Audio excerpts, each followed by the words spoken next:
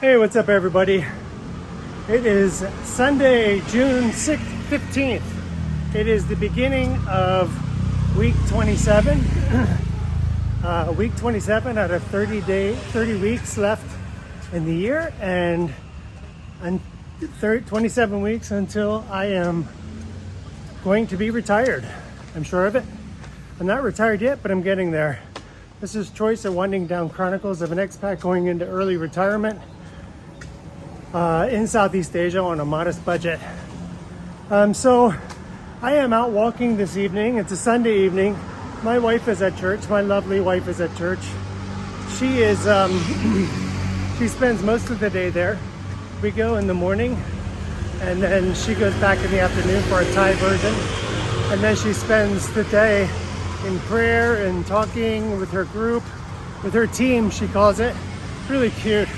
And she won't be back until 7, 8, 9 o'clock tonight, depending on if they go out to eat. But she doesn't really like to go out in the street to walk that much, and I don't really either. It is a Sunday, so I waited to turn this on until I got past the noisy parts of the street. You know, it is unnerving when I come out. We used to do this daily in the evening, but it's just really nerve-wracking.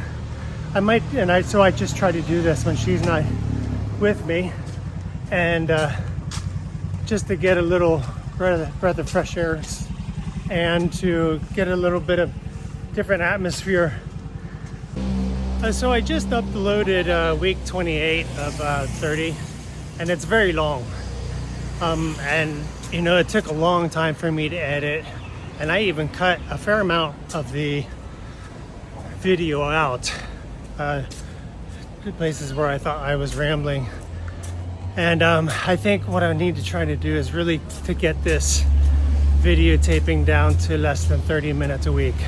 It was just way too much, you know. And I'm, you know, quite frankly, when I listen to myself, you know, I know it's a common thing to think about yourself and to think not like your voice, and I feel like I have a voice that puts people to sleep.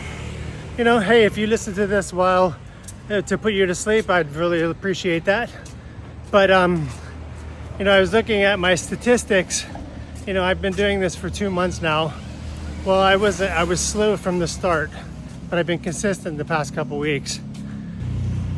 The statistics aren't very good.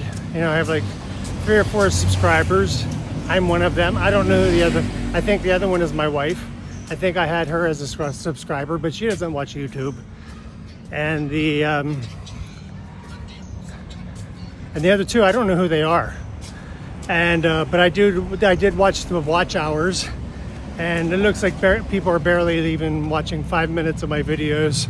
If I understand the statistics, you know, I'm at the beginning of this. This is a huge learning curve for me, and you know, I don't expect anything to happen overnight, and I'm not sure. I shouldn't even expect anything long term anyway. I have no expectations. The thing that I like about this is I'm documenting a transition of my life that's very important. It's a transition from going to letting up. Bye bot. Bye bot. Bye bot. ก็ขึ้นตัวเองคนเดียวโอเคไหม Wow, the lady remembers us. So we used to walk a lot during COVID in the evening, and she remembers us every time. But that's my wife. She remembers my wife, not me. Well, she probably remembers me, but she's only friendly because of my wife. And that's just everywhere I go when I walk out in the street, even alone. Where's your wife? Where's your wife? People just love her.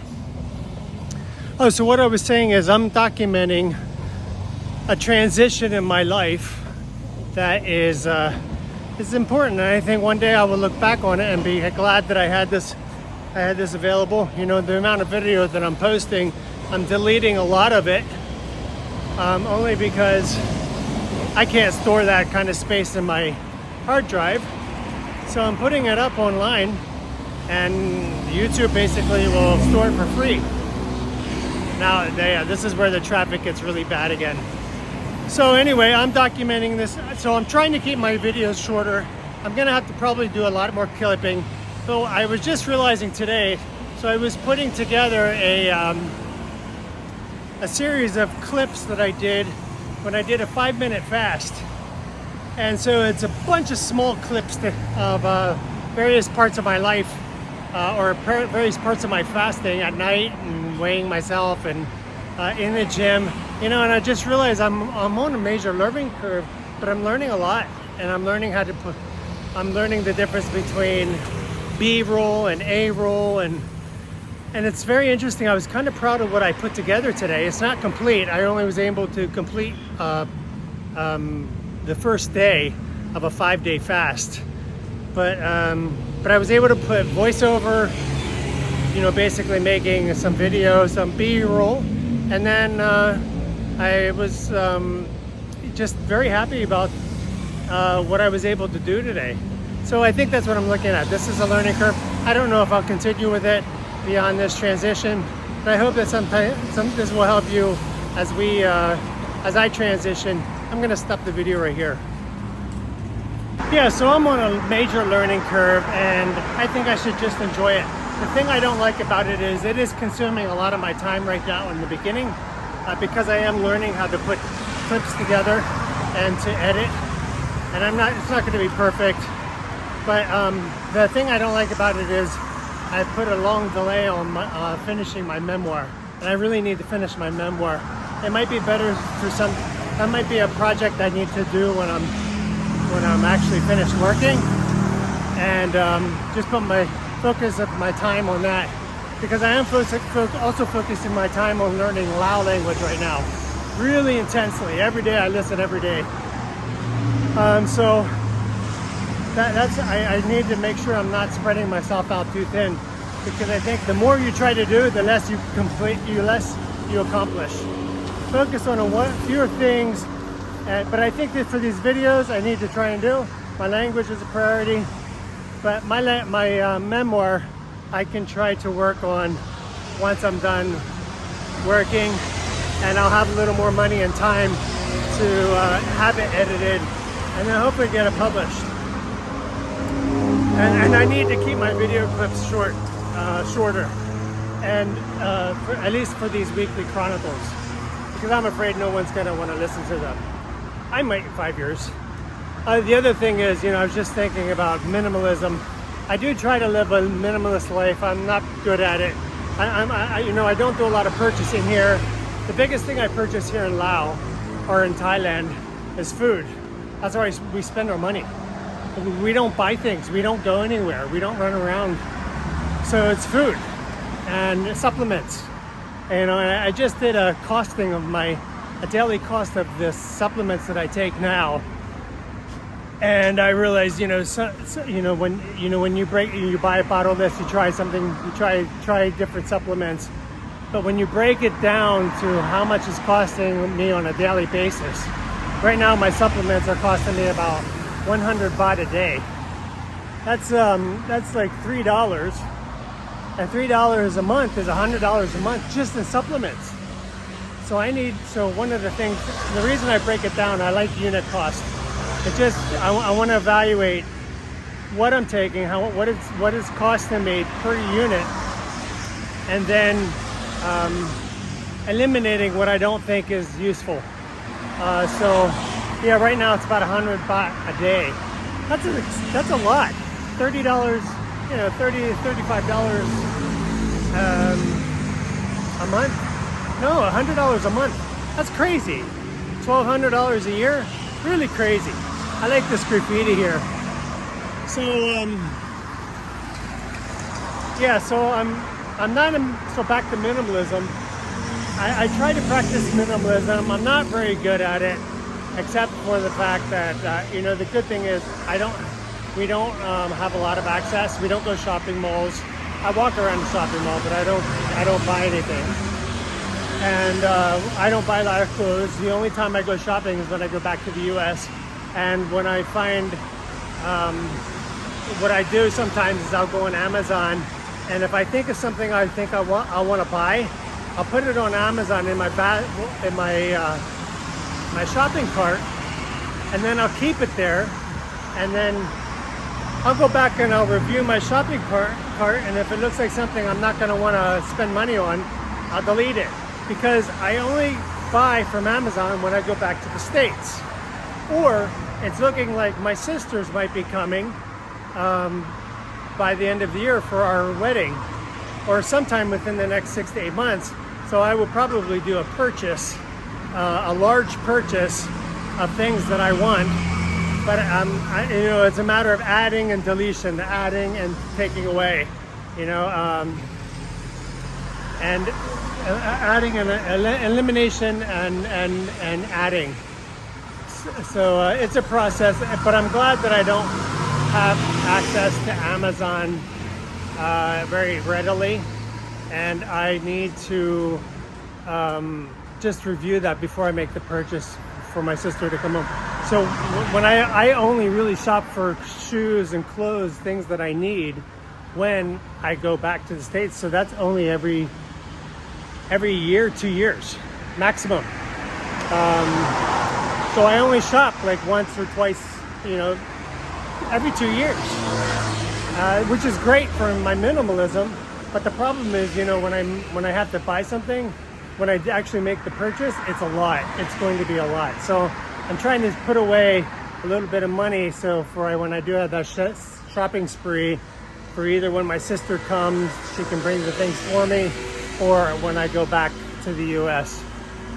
But it does help on my quest to be as much minimalist as I can. I don't want to buy stuff I don't need. I really hate buying stuff and then finding out I didn't need it, because then I practically end up giving it away. Anyway, I'm going long way. This is what we can't stand about the walking. It's just people with their carburetors, these motorbikes, and this is a Sunday, so it's not much traffic. And I'm kind of tucked away a little bit here off the road, so I don't know if this sound's going to be very good, but I'm going to stop here and finish my walk and go back home. Our little friend is back. Actually, he has been back for the last couple of days, but his partner, or her partner, has not been with her. He's there singing a little bit and puffing himself up, but not sure where the other one is now. He's been coming for the last couple of days alone. By the way, this is Monday, June 17th.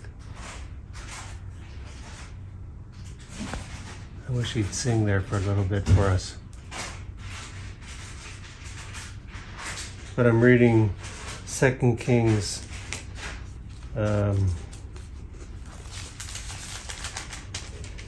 20 and 21, and it's not looking very good. A lot of kings still doing evil in the sight of the Lord. One of the kings, Ahaz, I think, was just King Amon was just killed by his own people. Or was it? He was killed by his own people. Yeah. Amon was killed by his own servants. They just kept doing wicked and more wicked in the sight of the Lord. There he goes. I wonder what that means. If anybody watching this knows what that means when they do that, I'd love to know. It's very soothing. I just wish I knew where his partner is. This is also the Bible that I use for my morning devotionals. It's called Charles Stanley Life Principles Daily Bible. This was one of my mother's. I see she had signed it 2009, and she started it. She had a lot of Bibles. I think we found more than 20 Bibles when she passed, scattered throughout the house. But they're all worn with all kinds of drawings and highlights and notes in it. This one not as much, as some of the others. So I think she looks like she used this for maybe part of a year. I say that because this Bible is structured so that you can read the entire Bible in a year. You know, there's daily. It's set up to read every part of the Bible daily. So here you have June 16th. Here you have chapters, Kings, 2 Kings 19 through 21. And then there's little sections where Charles Stanley added some narrative to give some life lessons. And then on various verses. And then you have a section that's part of Psalms, it's part of Proverbs, and then the New Testament. So the Old Testament is obviously longer. It's always 2 to 3 chapters. Then, you know, you have sections of, depending on how long the psalm is, it's part of a partial psalm or full psalm.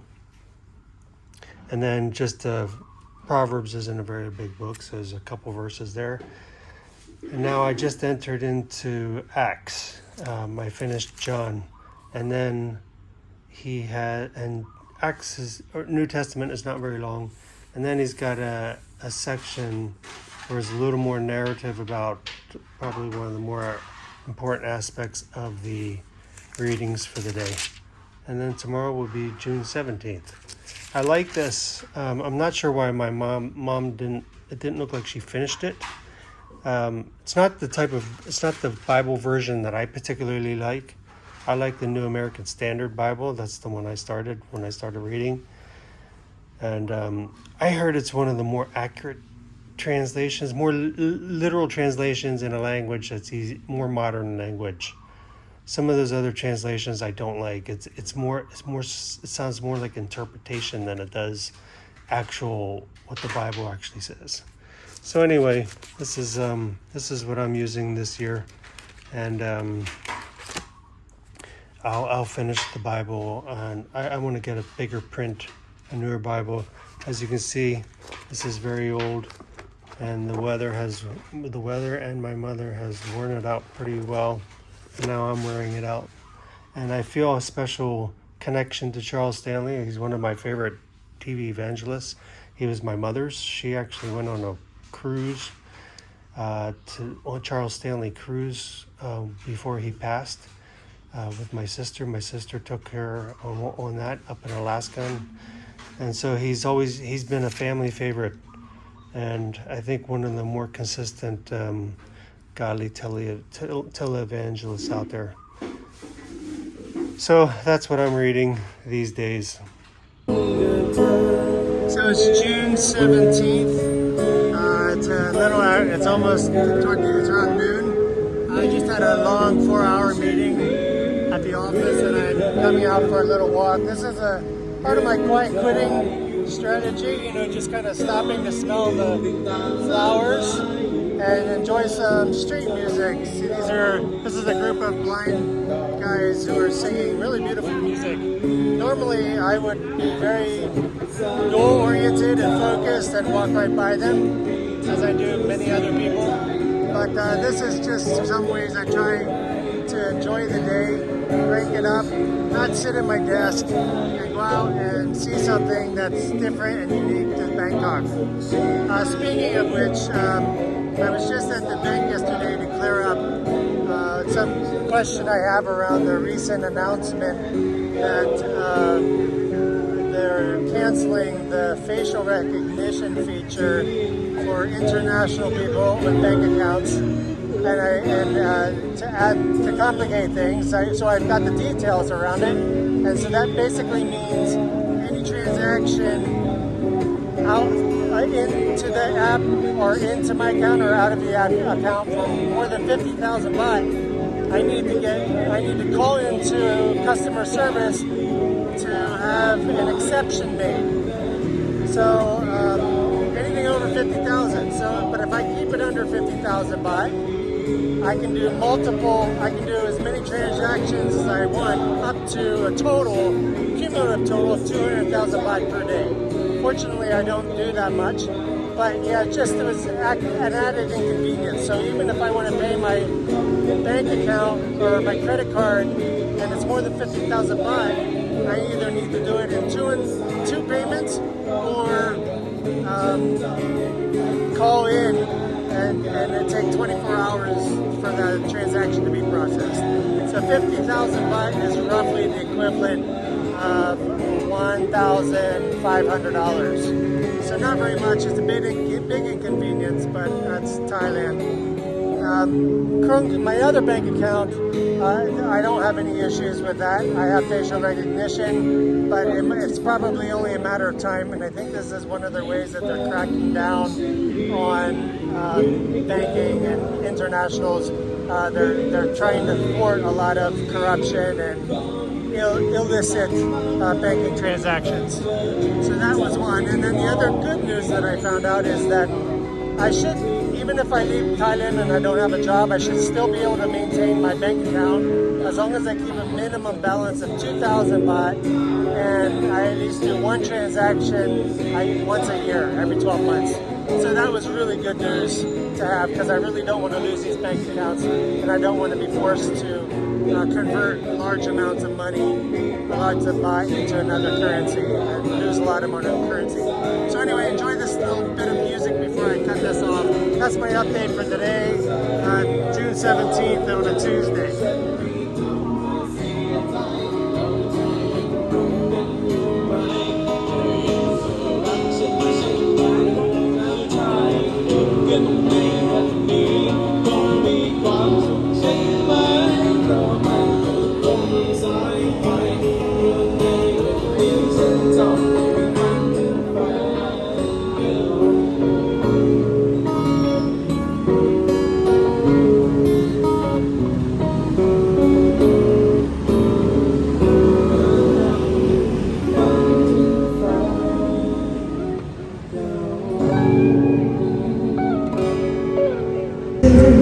What's up, everybody? It is June 19th. It's a Thursday. It's a little afternoon. I came out for a walk. I've been implementing some quiet quitting strategies the last couple days. Basically, some of the strategies you'll see in another video. Making stretching time, making things that normally I could do very quickly, making them stretch throughout the day. So I'm doing my job, but I'm just doing it at a different kind of pace than I would have normally.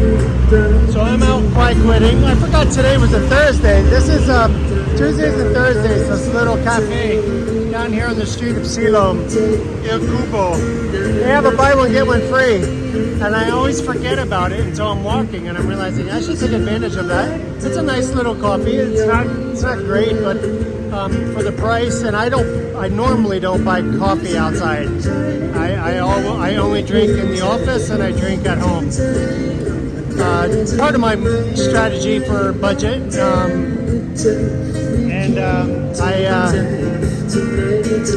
but I go out, enjoy a little bit, get some street music, relax my mind, get away from the computer, get away from the office, get away from the tension, and just enjoy Bangkok for as long as I need to. I mean, more and more I see that it's looking more and more certain that I will be finished by the end of the year.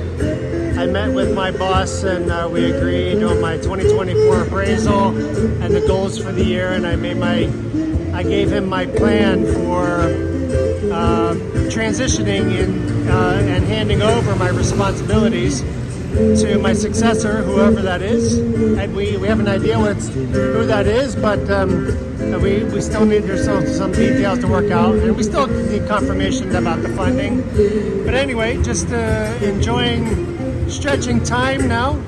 I just got wind from my sisters that it looks like they won't be able to make the wedding as they planned.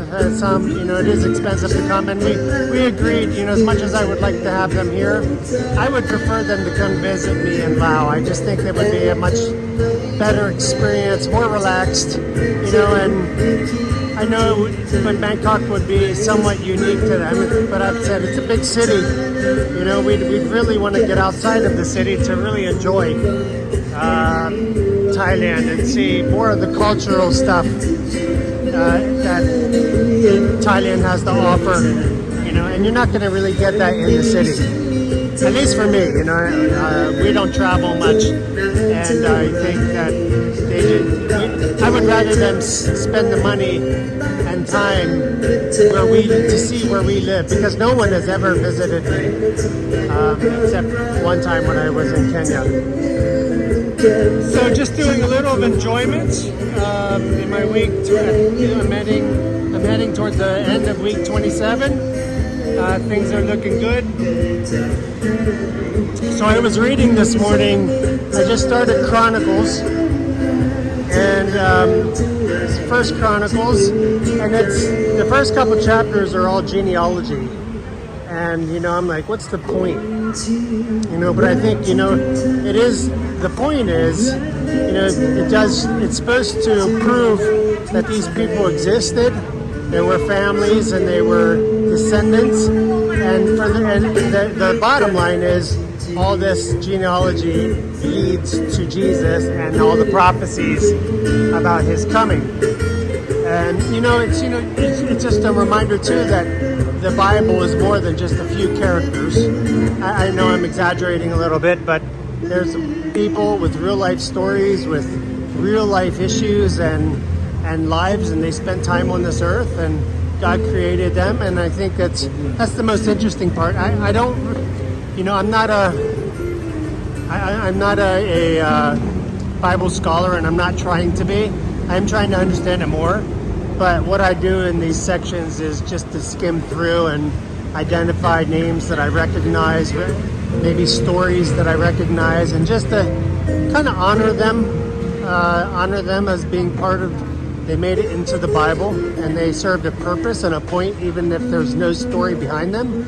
I'm sure all of them have some amazing stories, especially when you compare it to some of the stories of people who did make, who did contribute a little more to the text of the Bible, and Jesus is coming. So anyway, I think I'll stop it there for today and save a little bit more for tomorrow. So this is a new group. I think it's a different group from yesterday. They're blind, obviously, but yesterday I do recognize they were different guys. But who needs to pay a lot of money to go to a concert when you have this? This is free. I always give them a tip, especially when I stop and take video. But great music, great vibe, and people really in need, and providing a service out in the street.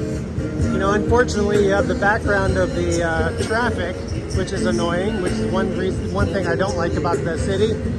But at least you get some culture here for free on the street, and you have an opportunity to help some people that need help, and I really enjoy that. And this is the type of thing that I used to not really do that often. I would just whisk past these artists on the street, and I'm trying to make it more of a point to stop and smell the flowers. Stop and smell the flowers. These are the flowers these little gifts of throughout the day that can give you just a little break from work and enjoy people, enjoy some culture, enjoy some music, and just to relieve some of the stress. So I have another thought for the day. I wish I wouldn't have drinking so much coffee at the office. I had two full cups. It was just typical. But if I had known I was coming for this buy one get one free, I wouldn't have drank it so much there. I would have came out a little earlier. I have to remember Tuesdays and Thursdays are the buy one get one free. But the other thought I had is I was thinking about friendships and friends. You know, and I heard a quote that take your closest friends, look at your closest friends, and you will see your future. So it also goes in line with that one quote. You know, you are the average of the 5 closest friends you have. And I would say, you know, I'm thinking about friendships over the years, and how I've been in places. I have not had many friends. I've had a few good friends but a couple of them I'm not even in touch with anymore. You know, and I just came more and more understanding that, you know, people are chapters in your life. In many cases, you know, we tend to try to cling to old friends and acquaintances like it's almost a duty. But I've seen, the older I get, the more I realize people are more chapters in your life than usually they're more chapters in your life than they are a longer part of your story. You know, when I think back at some of the places where I worked, I'll name Kenya in particular. I was extremely close to the people I was working with. Extremely. I mean, we did things together after work, weekends, and I thought they were lifelong friends. And then I guess in a sense they are, but when I left Kenya, I mean, just communications just stopped. It was that quick, you know. And I know that was at a time when communication wasn't that easy, but I've reached out to a couple of them number of times, and a very cursory reply. It was almost like they just moved on. I guess I was a chapter in their life, and you know, maybe I don't know how they viewed that point in time. It was very special for me, very deep, very profound. But it's gone, you know. And I'm sure if we met, it would be fun to reminisce. But it's like that chapter's gone, you know. And the case in point is, I just had a guy visit last a week or two. We were close in Kenya, and he was passing by, you know. So it's been 15 years since I've seen him, and and we met with a couple other people I knew at that time. There were actually only 2. He knew a couple other people. We met at a restaurant in Bangkok, and it was like we did a little bit of reminiscing, but he was the exact same person he was 15 years ago. And at some point, you know, almost instantly, he was interacting with me the exact same way he did 15 years ago. And I know I'm different. I've matured, and I see he didn't. And, you know, not to say anything bad against him, but I just see I'm a much different person than I was. You know, he was looking to party, and he actually was. Some of the things that he did that I didn't like was kind of antagonizing me, right? Almost instantly, antagonizing, coming up with all these conspiracy theories, and I mean, it was just like it was a copy paste from 15 years ago, and I just didn't respond to it the same way. I wasn't interested in that. You know, at some point when he really was digging into me, and I'm like, yeah, this is exactly what he did before that. But 15 years ago, it was funny, it was comical, and we went along with it. We'd sit around and joke about it. But this time, it didn't sit right with me, and I just realized I think I matured. I became more mature in what I want in relationships, and that's just not who I am anymore. It was who I was, and it was good then. It's just not me anymore. And at some point, I said to him in front of the group, I said, "Wow, I thought I was coming to dinner for I haven't seen you in 15 years, and I was coming to dinner with friends, and you're trying to provoke me, and just total repeat, you know." And it was something I just didn't want to be a part of. I stayed there the rest of the evening, but it kind of got quiet. He went on with his rantings and ramblings, and I'm like, it's about a couple weeks of just thinking about that, and I'm like, I really matured, and I noticed that with another friend that I tried to reconnect with a couple years ago. He's the same as he was 30 years ago when we were friends, and I'm just not that person anymore. And I don't know if, and I think that's something you need to be careful with if you do try to grow up and be mature.